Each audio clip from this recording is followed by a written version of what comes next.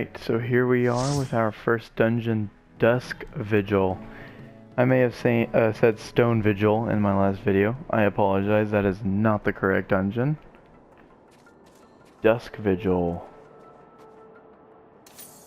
So this is the first dungeon of the Heavensward expansion. It's pretty simple. There's really not a whole lot to discuss, to be completely honest with you, about mechanics and whatnot, but I'll do my best to explain them as we see them.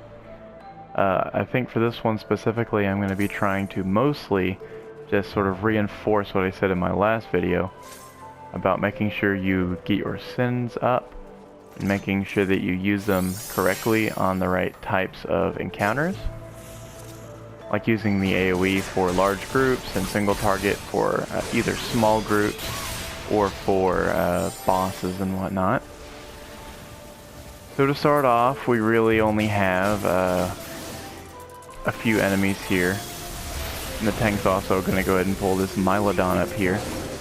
So this Mylodon will be our first nice chance to use our Madare Setsugeka combo if we can get it off.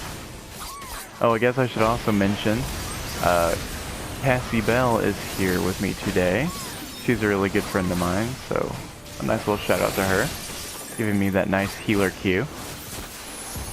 So there's Madare Setsugeka, as you can see. Does pretty high damage compared to the rest of our attacks. And we can also use Hisatsu Kaiten, which I'll be using a little bit. I'm actually scaled up to level 52. So that is the level 52 skill. So I will use that in just, I guess the next pull, since this pull's already finished. So right now at level 52, the only skills we have access to are, well, besides all of the skills I discussed in the previous video, we also have Hisatsu Kaiten, which boosts the attack power of your next attack. And that's not skill specific, so you can use any attack and it'll boost its damage output. So I generally use it on Madare Setsugeka, as that is where it'll get the most use. But as you can see here, look, I'll go ahead and use it again, and then you can just use it on Genpu. I mean, you can use it on anything. It just boosts its attack power. Nothing super fancy, but it does give you that extra damage, and that's always nice.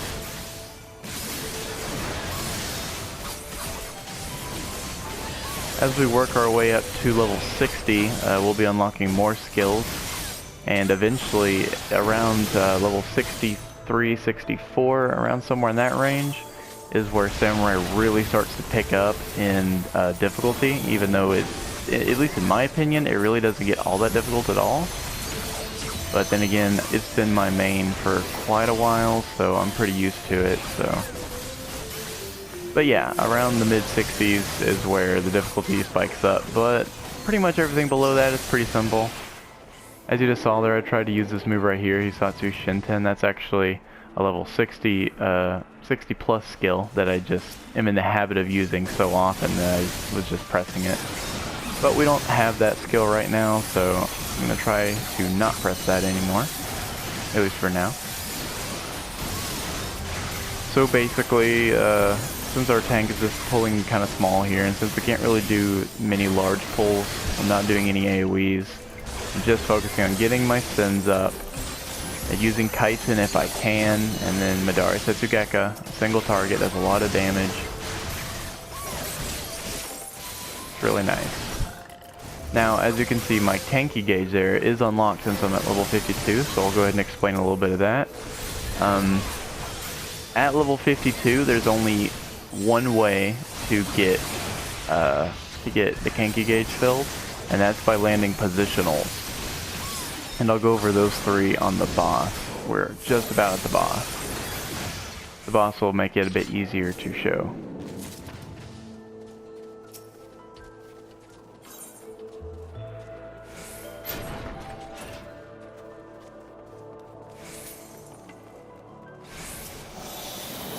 Alright, so first things first, we'll go ahead and do a Kaiten into Madare Setsugeka since I had all my sins already. Alright, now to show the positionals. For the bottom right sin, you'll want to land Hakaze and Shifu just wherever, and then on the side, of the enemy. On the left or right side of them, you'll want to land Kasha. As you can see here, I'm getting hit by a mechanic. Basically, this boss will target one random party member other than the tank, as you saw by that icon earlier, and he's going to launch that attack on you. And there's basically nothing you can do about it. You're going to get hit. You can't block it. First of all, he knocks you down, as you can see there. Then he hits you with an attack. Like I said, completely undodgeable. And then, depending on what type it is, he will hit you a second time sometimes. So far, he has not hit me a second time, which I suppose is pretty fortunate. Alright, but before that happened, I was talking about positionals. So I've already explained the positional for the bottom right sin, but for the bottom left sin, you want to do Hakaze, Jinpu, and Gecko. You want to land behind the enemy. And man, this guy really likes hitting me with this attack, doesn't he? He's targeted me every single time. I don't know what I did to deserve that, but alright, here we go. I guess you can see all the different forms. This one right here, he attacked me twice. And you do take some pretty heavy damage, so your healer definitely needs to be paying attention to that. But alright, as I was saying, Hakaze into Jinpu, just on wherever. And then if you're behind him, Gecko will give you 5 Kenki. Just like Hakaze into Shifu into Kasha, while on the left or right side will also give you some Kenki. There is one other one which does not require a positional, which is Hakaze and Yukikaze. That will give you 5 regardless of where you're facing on the enemy, which is pretty convenient. Also, like I said in my last video, MP will actually generate 10.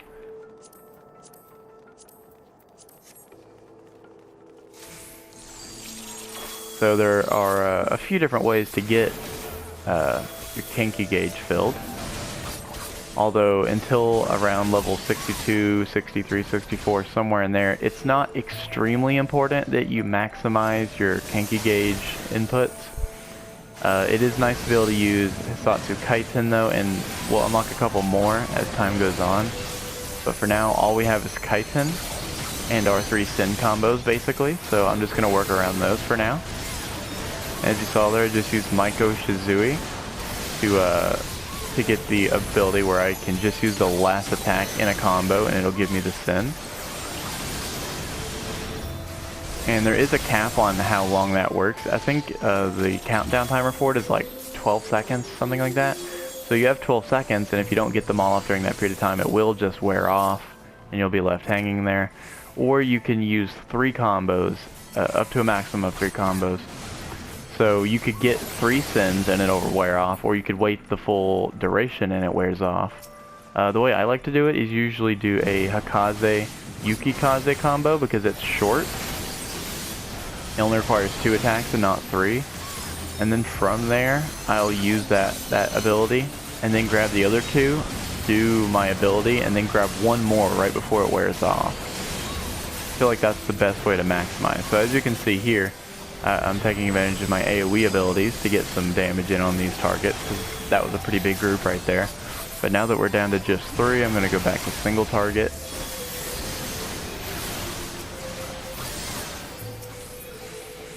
Alright, no problem. Easy peasy.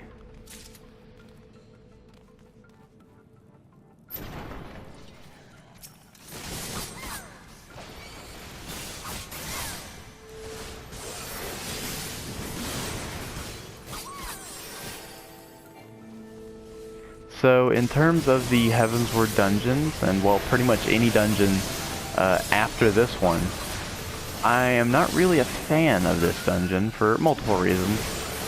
One, I personally I don't really like how it looks all that much. Probably because Stone Vigil, yeah, and I actually meant to say Stone Vigil this time, Stone Vigil has a very similar look to Dusk Vigil. It's like stone everywhere, really cold everywhere, and it seems similar enough that it almost seems like the same dungeon to me, so it almost seems like a repeat of the same dungeon, even though obviously it's not. Like, the interior is all different, there's new bosses and all that. It's a different dungeon, but the aesthetic feel of the dungeon can feel very similar at times. And honestly, that's the main reason I don't like it very much. But even beyond that, it's just not my favorite dungeon. But as you'll see later on in the series, as we get through more dungeons, there are some dungeons that I really, really like. I can't wait to get to those. Alright, so we've got quite a few enemies here, so we're going to work our way back into the AoEs. Use a Kaiten into Tenkakoken. Get some extra damage off. Well, if I can actually get it off. My party members kill the enemy so quickly that I actually I couldn't get it off, so... Oh well, that happens. So as you saw, their Kaiten, I'll go ahead and use it just to show you right here on this boss. This is the second boss, by the way, Sir Helmeric. There is a 10-second timer on Kaiten, and if you don't get your attack off during that period of time, it's completely wasted, and you just wasted your Kinky gauge, which is pretty frustrating. So you got to make sure you prepare ahead of time, although sometimes there's just nothing you can do. Also, I forgot to mention this, but Kaiten requires 20 of your Kinky gauge. Your Kinky gauge can go all the way to 100, so you don't have to use it as soon as you get to 20. You can hold on to it for a little bit if you want. It's really just a matter of opinion, like how often you want to use it or not.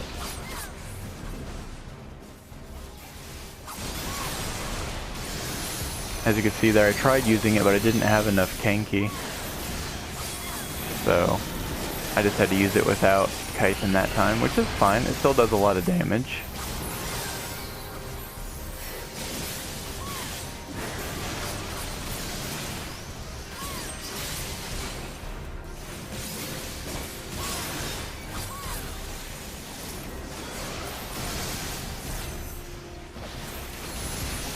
So this boss doesn't really have too many mechanics. There's one mechanic where he will do a, this one right here, Death Spiral. He'll do a room-wide AoE, but he has a safe circle right near him, so it's best to stay near him during that part.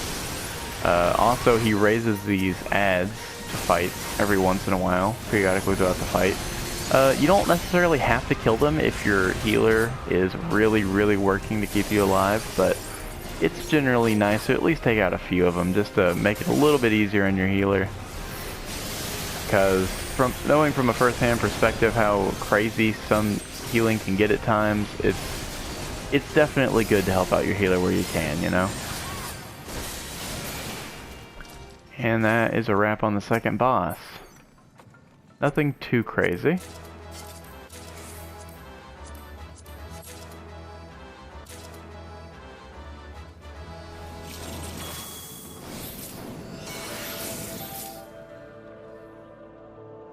So if you're wondering why I'm rolling Need and Greed on practically everything, even though I'm level 70, is because I turn in my gear to my Grand Company for Grand Company seals. It's a very good source of Grand Company seals, and it's, for me at least, pretty much my primary source. I really don't use any other method just because of how simple and easy and effortless it is. Just to pick up gear from dungeons you can't really use and just toss it over the counter and get some seals for your trouble, right? And seals can be used for a wide variety of things. I mostly use my seals for either ventures for my retainers, or for, you know, like crafting materials, which are used in the level 50 and 60 crafts. And while on the topic of crafting, actually, I do have all of my gatherers and crafters maxed out and geared in best in slot gear for the current patch cycle, which is 4.1.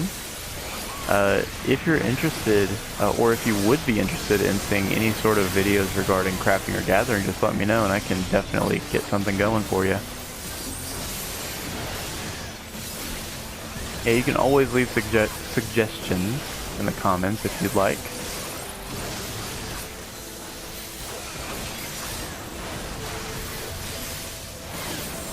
So I haven't been using Kaiten for a little bit, so I could build up some Kanki there. Now I have quite the stockpile.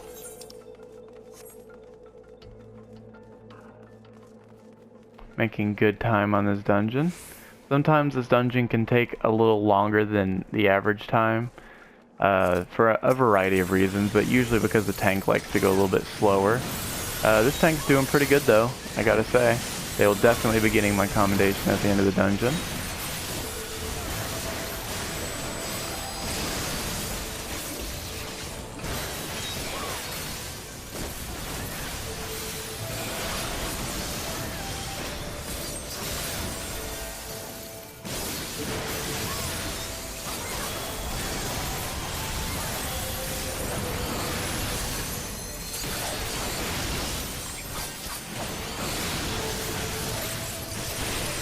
Alright.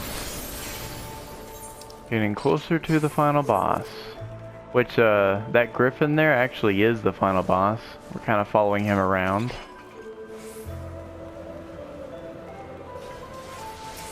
He's delaying the inevitable. That's okay, we'll get there eventually. Gotta take out his minions first, I suppose.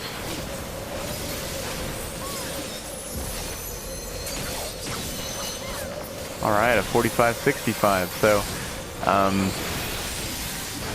Samurai is definitely the hardest hitting melee class in Final Fantasy XIV. If you get a direct hit and crit on a Samurai, especially with the harder hitting moves like Madare, Setsugeka, you can get some serious numbers. Some ridiculous numbers, actually. I know that this doesn't really have much of a reference point because I haven't released any videos with me performing at my maximum capability at level 70 and whatnot, but at level 70, if I get a crit and direct hit on a single target with Madare Setsugeka, I think my highest hit has been like 39,500 or somewhere around that range, almost 40k in one hit. So you can really dish out some serious damage at the upper levels. Right now, of course, we're just level 52, so nothing super special down here, but Samurai is always fun to play in my opinion. And that's one of the reasons why I'm doing this guide in the first place. Well, I say guide, but I don't really know if it's exactly a guide. It's more like dungeon playthroughs through the Samurai's perspective. That's a little closer to what it actually is. So one thing I haven't been doing, but I should be doing, is working in Higanbana on bosses. Go ahead and get that good damage over time on the enemy. That's something you should always be doing on bosses. When you're doing large pulls or even smaller pulls, like pretty much anything other than bosses, you don't really need Higanbana. But for bosses, you probably should be using Higanbana unless there's a specific reason not to, and there are very few times where having a dot on the enemy at all times is a bad thing. It's pretty much always a good thing. So as you can see, we're just chipping away at his health now. I did fail to mention the Whirling Gale, I have no idea how you'd pronounce that, but we'll call it Whirling Gale actually. He puts this circle of air, kind of like a cyclone I suppose, in the middle of the room. And if you aren't behind these little rock structures right here that we're next to, you actually get pulled into the center. And you get a really hard-hitting wind resistance down debuff. And since almost all of this guy's attacks are wind aspected, you're going to really take some heavy damage.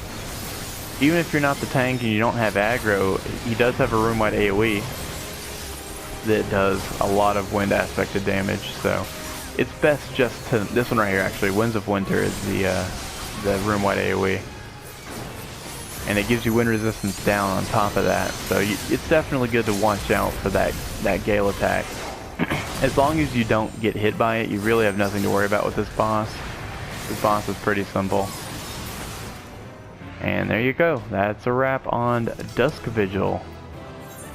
Nothing too crazy, pretty simple, considering it's the first dungeon in the Heavensward expansion. The next dungeon we'll be tackling is, what is it, Sohm All Normal mode. There is a hard mode, level 60. I'll cover that one as well at some point when we get to it, but The next dungeon will be Som All Normal, the level 53 dungeon in the Heavensward expansion. And we will be obtaining one new ability, the level 54 ability that we can use in that dungeon, which is pretty cool, and it has a pretty nice use, especially in later on in the game. But for now, that was Dusk Vigil, and I'll see you in the next one. Take care.